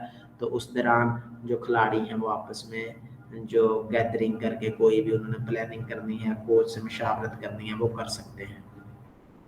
तो interval and changes of court है। Interval is the time between set, all interval last 3 minute. हर जो वक्फा होगा दरमियानी, यानी कि एक सेट के दरमियान में जो वक्फा है वो 3 मिनट का होगा, और जो सेकंड और थर्ड सेट के दरमियान का जो वक्फा है वो 10 मिनट का होगा। लेकिन ये पहले से वो तयशुदा कर लिया जाता है, जो भी ऑर्गेनाइजिंग कमेटी है उनके साथ मिलकर तय कर लिया जाता है जी कितने पॉइंट के कितना वक्फा जो है वो हमने देना है। तो after each set the team change court with the exception of the deciding set. Deciding set में वैसे क्या है, हर सेट के इख्तिताम के ऊपर जो साइडें हैं वो तब्दील की जाती हैं, लेकिन जो डिसाइडिंग सेट होगा, चाहे वो बेस्ट ऑफ 3 है या बेस्ट ऑफ 5 है, तो उसमें जो 8 लीडिंग टीम जो भी होगी वो जैसे ही 8 पॉइंट बनाएगी तो उनको जो सेट कोर्ट है वो चेंज करने पड़ेंगे, यानी कि इस तरफ वाली टीम दूसरी तरफ चली जाएगी, दूसरी तरफ वाली टीम इस तरफ आ जाएगी। तो लिब्रो हम डिस्कस कर रहे थे। लिब्रो की जो अगर हमने स्कोर शीट के ऊपर 12 खिलाड़ियों के नाम लिखे हैं तो उसमें 2 खिलाड़ी जो हैं उसको बतौर लिब्रो जो मेंशन किए जाएंगे। हमारे बड़े फेमस थे, अभी पिछले दिनों ही उनका इंतकाल हुआ है, वॉलीबॉल के जो पाकिस्तान में मैं समझता हूँ कि सबसे जिस बंदे ने वॉलीबॉल को प्रमोट किया है, सूफी शफीक साहब थे बहावलपुर के। अभी आपने शायद देखा हो या अगर किसी ने वॉलीबॉल का कोर्स किया हो, हमने उनसे जो रेफरी का जो टेक्निकल ऑफिशियल कोर्स था वो उनसे किया था। तो वो पंजाबी में बताते होते हैं कि लिब्रो का मतलब है लिबड़िया तिबड़िया हुआ खिलाड़ी, कि इसका काम क्या है, दफा करना है, चाहे उसके अंदर उसकी जो जान चली जाए, चाहे उसको जितनी मर्जी रगड़े लग जाए, उसके कपड़े जैसे मर्जी फट जाए, तो इसने बाल को जो है वो नहीं लगने देना जमीन के ऊपर। तो इसलिए वो पंजाबी में कहते होते थे कि लिबड़िया तिबड़िया। तो if a team has more than 12 player, अगर 12 खिलाड़ी हैं उनमें से 2 लिब्रो खिलाड़ी जो हैं वो लाजमी होंगे। तो उनके नाम जो हैं लिब्रो के वो लाजमी तौर पर स्कोर शीट के ऊपर दर्ज होंगे। लिब्रो यानी कि आम टीम के जो नाम है उनके साथ नहीं होते, साथ अलहदा से इसकी जो स्कोर शीट है उसके अंदर अलहदा लिब्रो खिलाड़ियों का कॉलम बना होता है, उसमें उनके नाम होते हैं। और इनको यानी कि रखा जाता है कि एक वक्त में एक ही खिलाड़ी कोर्ट में लिब्रो जो है वो दाखिल होगा। ये नहीं है कि एट ए टाइम आप 2 लिब्रो खिलाड़ी को अंदर आने की इजाजत है, ये हो भी सकता है, लाजमी नहीं है कि जी हर वक्त ही लिब्रो खिलाड़ी कोर्ट के अंदर मौजूद हो। ये हो भी सकता है, ये नहीं भी हो सकता। ये उनकी अपनी जो टीम मैनेजमेंट है उसकी स्वाबी के ऊपर है। कैसे पता चलेगा ये लिबरो खिलाड़ी है कि क्यों, इस तरह पता चलेगा कि उसकी जो यूनिफॉर्म है वो बाकी टीम के, बाकी तमाम टीम की जो यूनिफॉर्म है उनका कलर सेम होगा, लेकिन ये वो वाहिद खिलाड़ी होगा जिसके यूनिफॉर्म का जो रंग है वो तब्दील होगा। और लिबरो को अलाउड है कि वो replace any player in a back row position, यानी कि वो किसी भी प्लेयर के साथ, जो बैक रो वाले हैं अमूमी तौर पर ये 6 और 5 के साथ ही तब्दील किया जाता है, क्योंकि जो नंबर 1 वाला है वो सर्विस करवा रहा है तो सर्विस ये कर नहीं सकता। तो इसलिए अमूमी तौर पर जो 5 नंबर और 6 नंबर जो खिलाड़ी है उसके साथ इसको रिप्लेस किया जाता है। और ही या शी मे नॉट सर्व, वो सर्विस नहीं करवा सकता, वो ब्लॉक नहीं कर सकता और ब्लॉक करने की कोशिश भी नहीं कर सकता। तो वो उसको नहीं ये हक, उसको इजाज़त नहीं है कि वो अटैक एरिया में जाकर अटैक हिट करे या दफाई जोन में भी खलोकर वो अटैक हिट करने की कोशिश करे। उसका काम है सिर्फ दफा करना। दूसरी तरफ से स्मैश लगी है तो उसने सिर्फ बाल को ज़मीन पर लगने से रोकना है, चाहे वो उसको टांगों से खेले, चाहे वो सर से खेले, चाहे बाजुओं से खेले, जिस्म के किसी भी हिस्से से खेले। तो इसमें मिसकंडक्ट है कि कौन कौन सी जो सज़ाएं हैं वो दी जाती हैं। वार्निंग है सबसे पहले, तो इसके ऊपर कोई पाबंदी नहीं है। वार्निंग की दो मुख्तलिफ हैं। स्टेज 1 है, स्टेज 1 में क्या होगा कि वर्बली ज़बानी तौर पर जो रेफरी है, अब रेफरी कहाँ पर इसका बैठा होगा, वो जो हमने पढ़ा था ना, एक मैं जाता हूँ उसके पीछे, तो रेफरी होगा इसका ऊपर बैठा। ये जो पोल है ना, इस पोल के साथ यहाँ पर कुर्सी बनी होती है, तो रेफरी जो है वो यहाँ पर ऊपर बैठा होगा और इसकी मामनत के लिए ये सामने इधर खड़ा होगा एक असिस्टेंट रेफरी। और इसमें मुख्तलिफ जो खिलाड़ियों जो दूसरे हैं ऑफिशियल्स, ये लाइन जजेस होंगे, एक इस कार्नर पे, एक इस कार्नर पे, एक इधर एक इधर, और पीछे भी होते हैं। और बाल पिकर भी इसी तरह होते हैं कि बाल जब जाती है बाहर ग्राउंड की तरफ तो उनके जिस तरफ से जाएगी तो उनकी जिम्मेदारी है कि वो बाल को वापस जो खेल में पहुंचाते हैं। तो मिस ये पढ़ रहे थे, तो पहली जो अगर तो है वार्निंग उसने देनी है तो वो ज़बानी जो रेफरी है वो उसको बताएगा। उसके बाद दूसरी स्टेज क्या है, वो येलो कार्ड उसे दिखाएगा। येलो कार्ड के ऊपर अभी उसको कोई सेक्शन नहीं हुई, लेकिन उसको वार्निंग दे दी गई है। तो पेनल्टी कब लगेगी, अगर उसे रेड कार्ड दिखा दिया जाता है। अगर रेड कार्ड दिखा दिया जाएगा वो खिलाड़ी उसी वक्त बाहर निकलेगा और कहाँ पर जाकर बैठेगा, वो पेनल्टी देगा। उसके बाद है जी एक्सपल्शन सैंक्शन। उसमें क्या होगा कि वो रेड कार्ड और येलो कार्ड दोनों को इकट्ठा जोड़ेगा और दिखा देगा, तो उससे वो क्या है, वो एक्सपल्शन उसकी हो जाती है। और डिस्क्वालिफिकेशन क्या है, डिस्क्वालिफिकेशन वो उससे खारिज हो जाता है पूरे मैच के लिए। उसको अगर दिखा दिया जाए सिंबल कौन सा, रेड कार्ड और येलो कार्ड अलग-अलग जो है वो अगर दिखाएंगे तो फिर वो उस जो मैच है उससे खारिज हो जाएगा, पूरा डिस्क्वालीफाई, यानी कि वो दोबारा उस मैच में नहीं आ सकता। तो एक्सपल्शन में उसको है कि वो 5 मिनट के बाद वो जो दोबारा है वो उसको इजाज़त है, या जो भी उनका पहले से डिसाइड किया हुआ होता है। तो आगे डिफरेंट टर्म्स हैं यूज्ड इन वॉलीबॉल। उसमें सबसे पहले है एस, ये अमूमी तौर पर पेपर में सबसे मशहूर मैं कहता हूँ कि पब्लिक सर्विस कमीशन के पेपर में टर्म आम तौर पर पूछी जाती है। तो एफ क्या है, service that is not passable and result immediately in a point, कि जो सर्विस करवाई जाती है लेकिन वो सर्विस दूसरी तरफ नहीं पहुंच पाती, अपनी तरफ ही रह जाती है, और उसमें क्या होता है कि दूसरी टीम को पॉइंट हासिल हो जाता है, तो उसको एस। तो असिस्ट है, असिस्ट क्या है, मामनत करना। अपनी टीम के खिलाड़ी की मामनत कैसे की जाती है, पासिंग और setting the ball to a teammate, अपनी टीम का जो साथी खिलाड़ी है उसकी मामनत,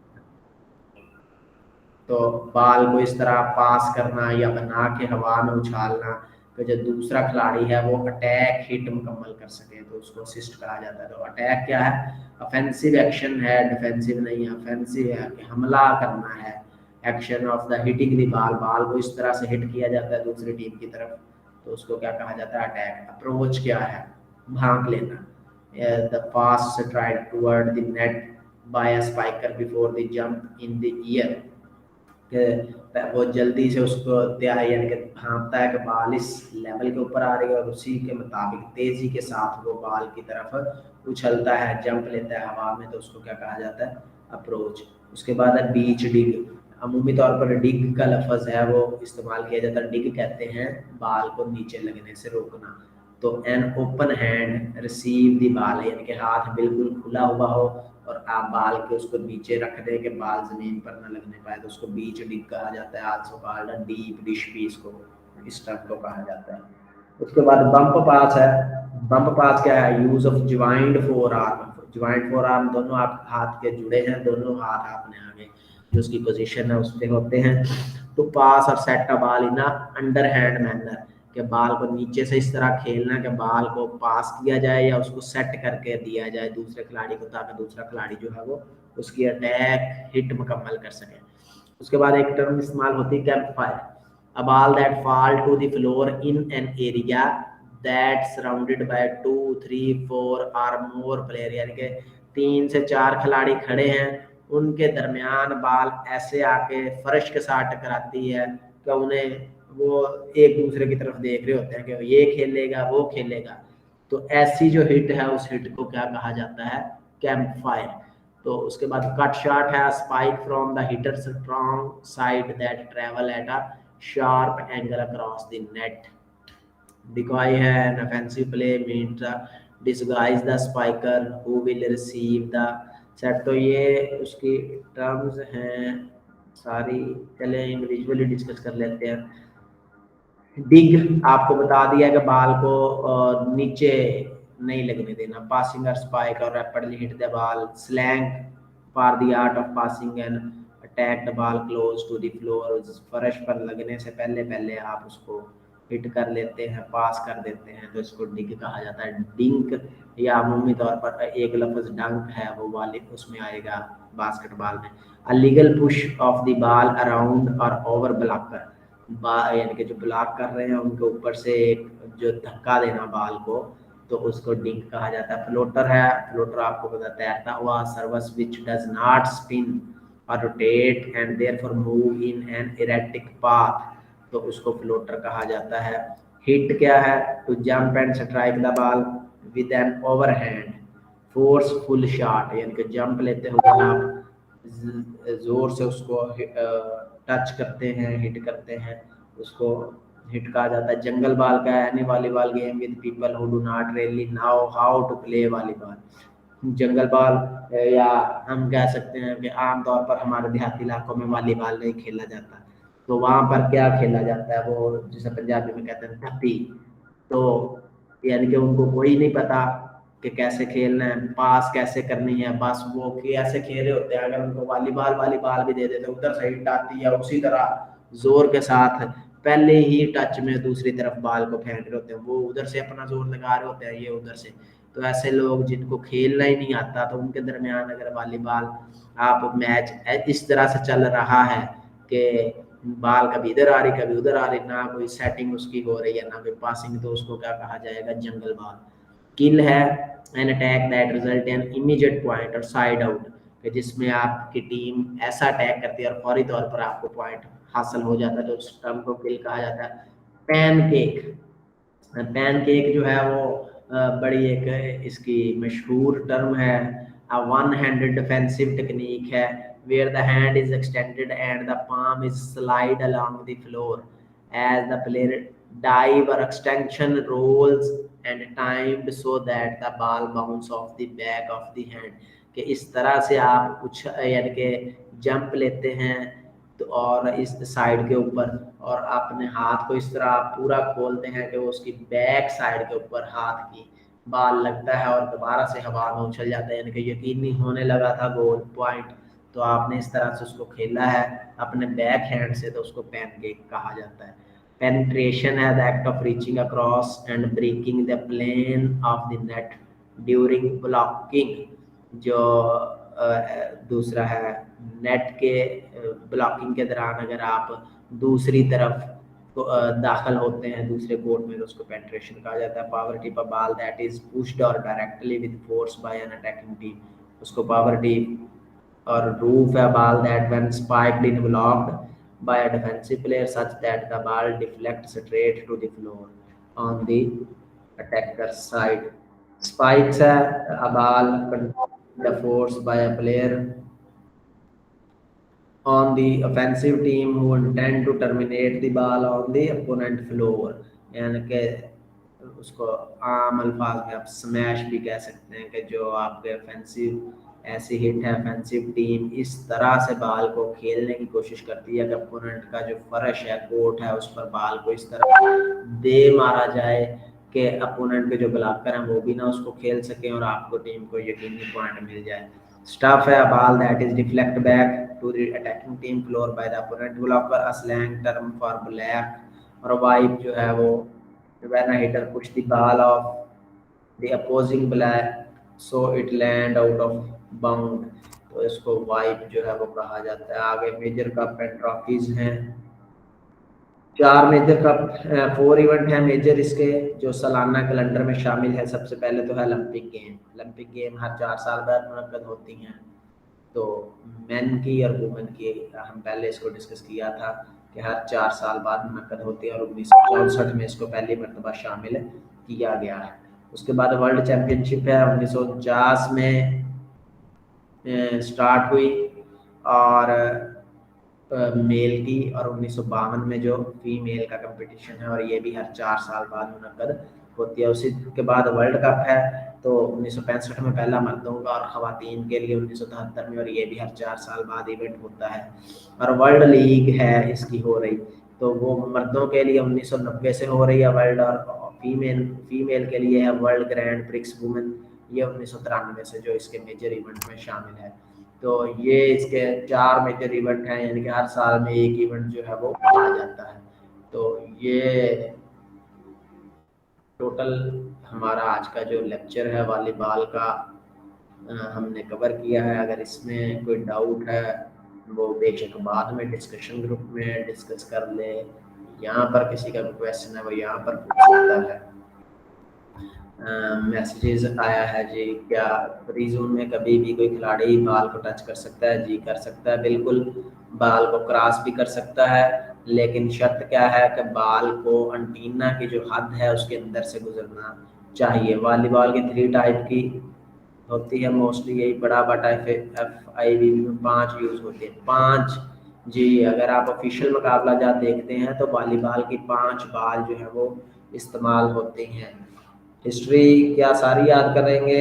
सारी याद करने की ज़रूरत नहीं है, बस ये आपको पता हो कि वॉलीबॉल किस बंदे ने ईजाद की थी, इसका मौजूदा हेडक्वार्टर कहाँ पर है, और जो पहली मरतबा कब 1895 से, और फिर इसकी जो चैम्पियन ट्रॉफी जो पहली हुई वो इसका पता होना चाहिए, और दूसरा इसका जो 1900 गवर्निंग बॉडी है FIVB वो कब बनी। तो इन चीज़ों को याद होना चाहिए, और FIVB का एब्रीविएशन जो है वो क्या है।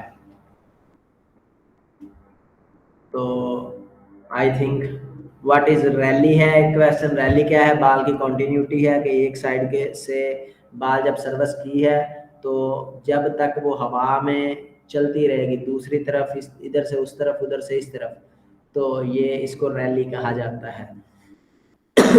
ऊपर है जी 3 मीटर फ्री जोन का आपने जिक्र किया, मुझे समझ नहीं आई। जो अमूमी तौर पर हमारे यहाँ रखा जाता है वो हर तरफ जो 3 मीटर का एरिया होता है, लेकिन जब आप ऑफिशियल फेडरेशन इंटरनेशनल वॉलीबॉल के मुकाबला जात में जाते हैं तो उसमें जो साइड के ऊपर एरिया है वो 5 मीटर का होना चाहिए, और जो बैक साइड के ऊपर फ्री जोन है वो 6.5 मीटर की जगह जो है वो छोड़ी जाती है।